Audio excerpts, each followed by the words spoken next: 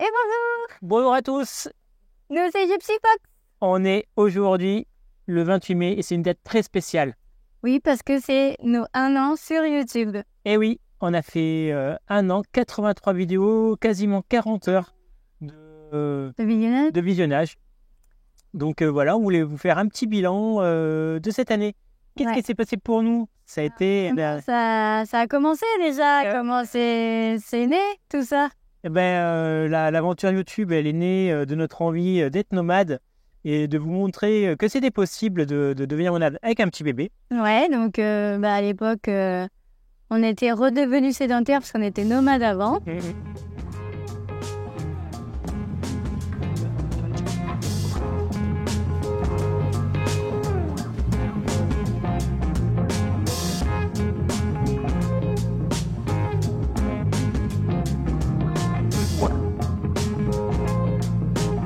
J'ai l'impression d'être dans un film, les gars. C'est un truc de fou. C'est trop beau. C'est trop beau. Un truc. Je suis trop contente de mettre ça.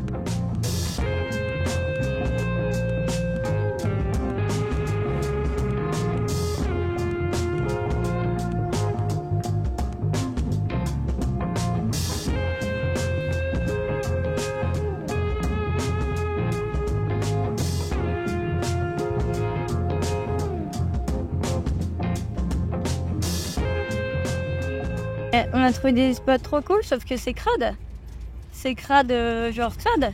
Genre, il me dit qu'il faut des poubelles de 100 litres pour ramasser les ordures qu'il y a.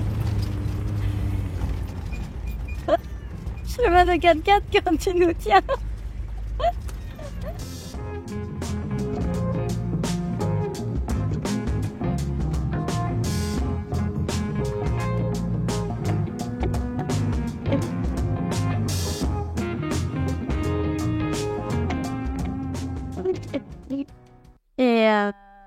Et puis on est devenu sédentaire parce qu'on voulait faire un petit bébé. Ouais, sur Z. Eh oui, ça parlait de toi déjà. Et en fait, on s'est dit que ce serait peut-être mieux d'être sédentaire, etc.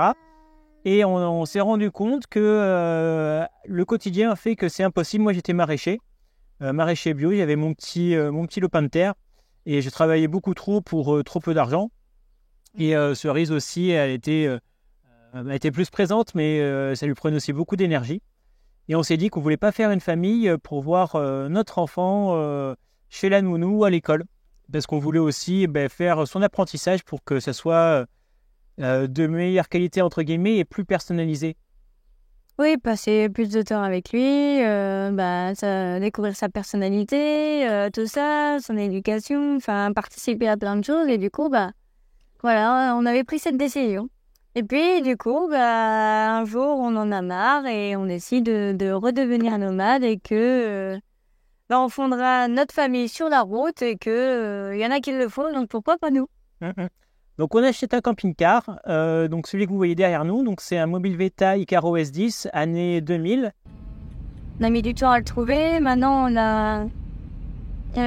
l'emmène. C'est assez haut, je sais pas.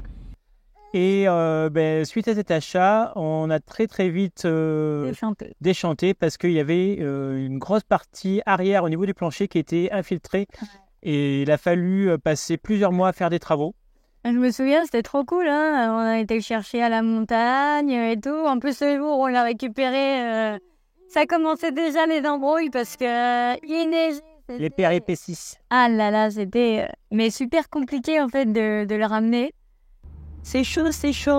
Mais bon, il y va doucement et puis je lui ai dit que s'il paniquait trop, que stressait et que voilà, pas la peine quoi. Il va falloir qu'il s'arrête et Tu t'es arrêté pour acheter des essuie-glaces? J'espère en trouver parce que là, oui, en effet, je peux plus conduire. Eh ouais. J'avais plus que 5 cm² pour regarder et là, il n'y avait plus rien. Eh ouais. Je me suis dit, dès qu'on voit un truc, et là, j'ai vu Roidi, je me suis dit, ah, ça y est, c'est bon, lui. Je vais essayer, mais je suis pas sûr. Hein. Et puis, ça se fait, et puis, on le lave. On fait le Karcher et tout. Et, je sais pas, 2-3 jours après, qu'est-ce qu'on découvre? L'infiltration. Et là, c'est vraiment là, on se dit, on espère qu'il y a rien, quoi, qu'il n'y a pas grand-chose. Ouais, en fait, il y avait beaucoup de choses, oui et non. Il y avait beaucoup de choses pour nous. Mais ça aurait pu être pire. J'ai vu des photos d'autres camping-cars qui étaient bien plus attaqués. Ouais. On s'est relevé les manches. Cerise était enceinte. Moi, j'avais une grosse pression, une énorme pression que notre maison soit finie avant que Gopal arrive, hein, tout simplement, parce que sinon, on était vraiment dans la merde. Voilà. Non, vous n'allez pas voir grand-chose, donc tout ici, c'était pourri. Si, je peux te trouver ça, mais je pense pas que vous allez voir des trucs. Ça file, hein, on voit bien. Là, c'est... Alors là, voilà, tu prends, voilà.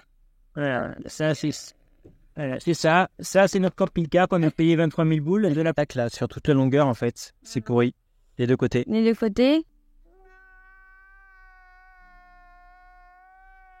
Donc en fait, tout ce que j'avais vu, on avait vu par rapport en fait, c'est des caches en plastique et il y a un espèce de joint et c'était fissuré.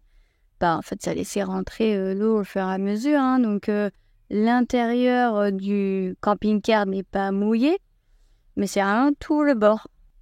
Vraiment tout le bord.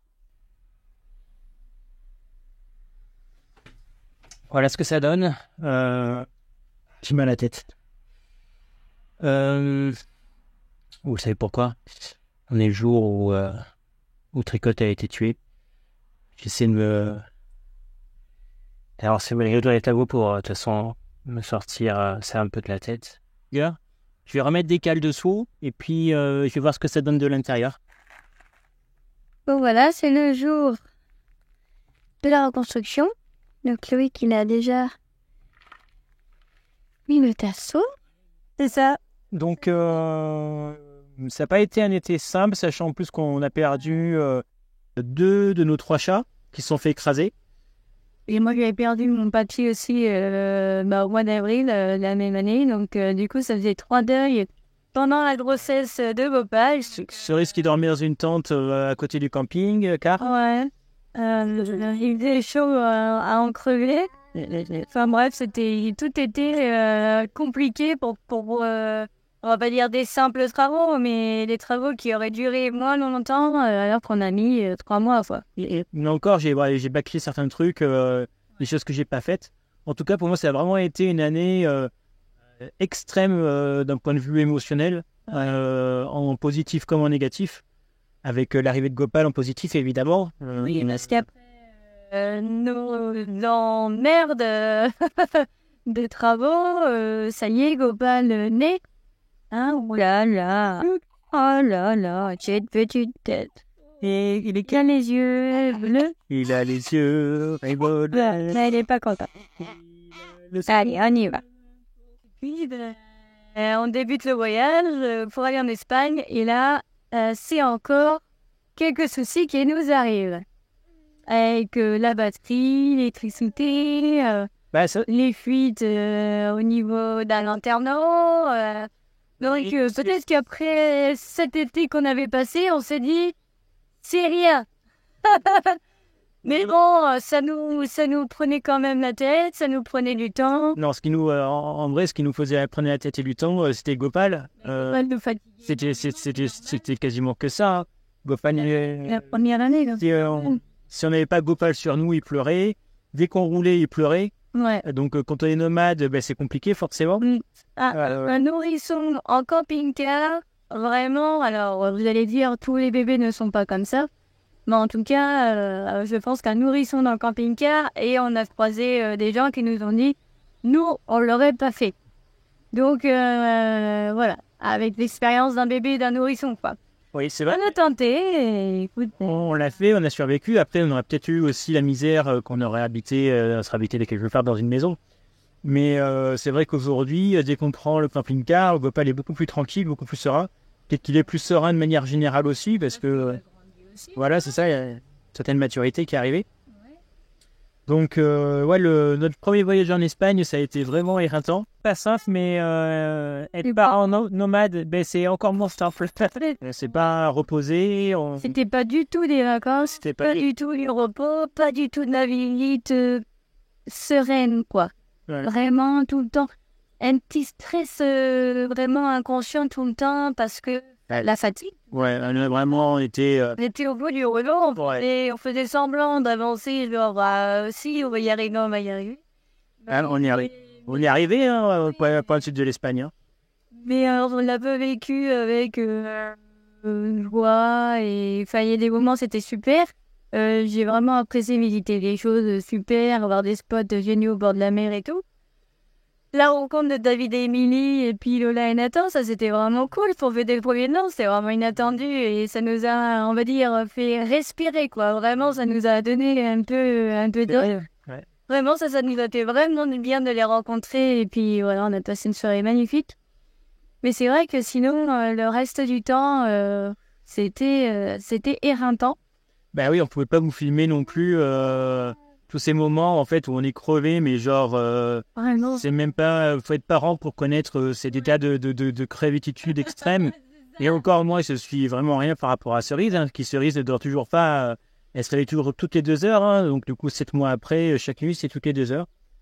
Hakuna Matata. Voilà, fantastique.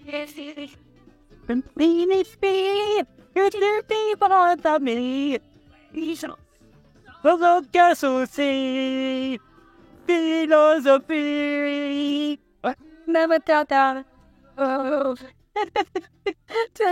On s'est dit, bon, allez, on travaille cet été, on va mettre de l'argent de côté pour pouvoir déjà finir les travaux sur le camping-car. Que si voyager cet hiver tranquille, serein, en disant on a assez d'argent pendant 6 mois. Et franchement, c'est le plus beau cadeau qu'on puisse faire pour terminer l'année tranquille, là, parce que nous, pour nous, on se pose, donc on n'est pas nomade, donc on va dire qu'on termine l'année, alors qu'on n'est pas vraiment au milieu d'année. Mais vraiment, on se pose dans un milieu super agréable, un poste vraiment super qui colle aussi au monde du camping-car, donc on est à l'aise.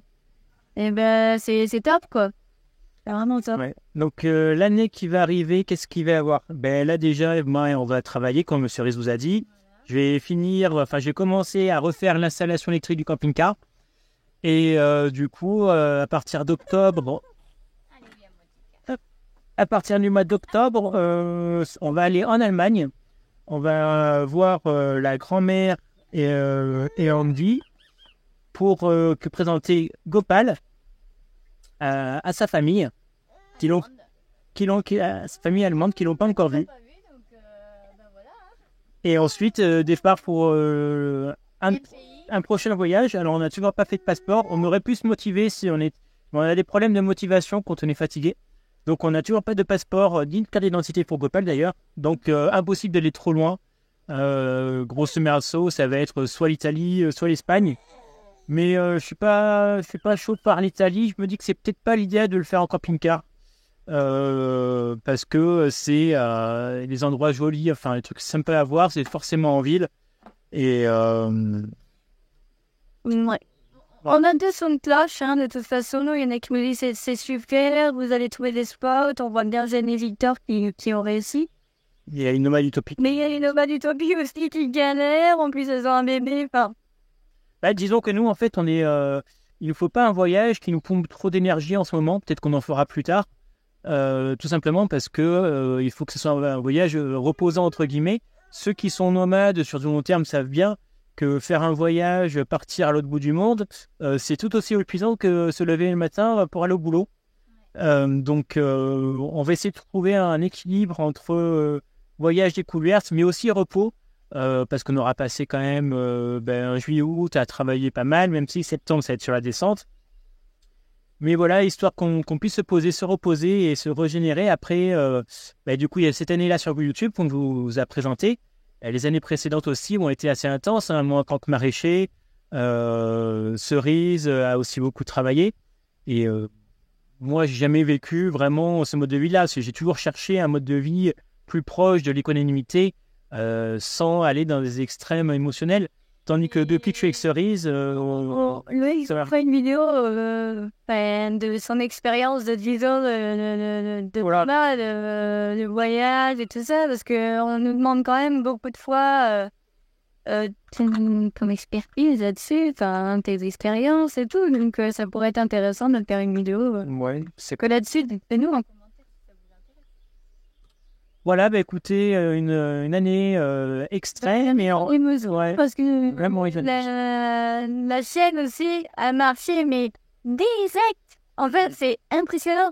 J'ai même dit à Loïc, mais c'est pas possible, tu as acheté des abonnés. Tout le monde lui a dit, mais tu as acheté des abonnés, Loïc. Et le mec, il dit, ah, mais non, j'ai rien acheté, rien du tout. Et en fait, tous les jours, il y avait une vingtaine. Et ça allait super vite. Et je dis, mais c'est pas possible. Et là, on est à 3793 abonnés en un an, quoi. Enfin, moi, je trouve ça super haut. Il y en a qui vont dire, bah, ça va, c'est pas beaucoup. On peut en avoir plus. Mais on peut aussi en avoir beaucoup moins. Et c'est pas le nombre d'abonnés. C'est aussi des gens, une communauté qu'on crée. Le micro, ça va pas du tout passer. Qui Enfin, je sais pas, c'est...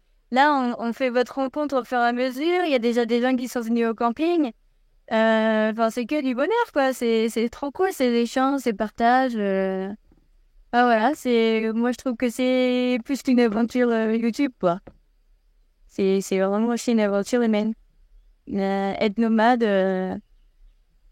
Enfin, moi, ça me fait découvrir l'humain encore plus qu'en étant sédentaire. C'est vrai qu'on a une super communauté, donc merci d'être là. Merci pour tous vos commentaires d'amour à tous, hein, ceux qui font un petit commentaire sous chaque vidéo, qui nous soutiennent, qui nous appuient, qui nous apprécient tout simplement, notre petite famille. Et on espère vous donner l'année qui arrive des vidéos de bonne qualité, avec des aventures, mais pas trop. Les aventures light, hein. Voilà, c'est ça. Pas de changement de boîte de vitesse sur le bord de l'autoroute. Même si ça ferait plein de vues, on n'en doute pas. Oui, mais non. Oui, mais non. Donc voilà, des petits voyages, des petites découvertes, et puis notre quotidien entre la vie nomade, la vie de famille, et puis la nécessité de travailler. Voilà. Eh bien, on vous dit à bientôt pour une prochaine vidéo. Et puis, merci d'être toujours présent. Et puis, c'est parti pour cette nouvelle année YouTube. Bisous, bisous. Petit bisous, mon copalo. Bisous. Bye bye, les abonnés. Tout le monde te fait des bisous. Bye bye. J'ai toujours trouvé bizarre, c'est les parents qui faisaient bouger les mains de leurs enfants. Tu dis au revoir d'abonnés, au revoir d'abonnés. T'as su les manger.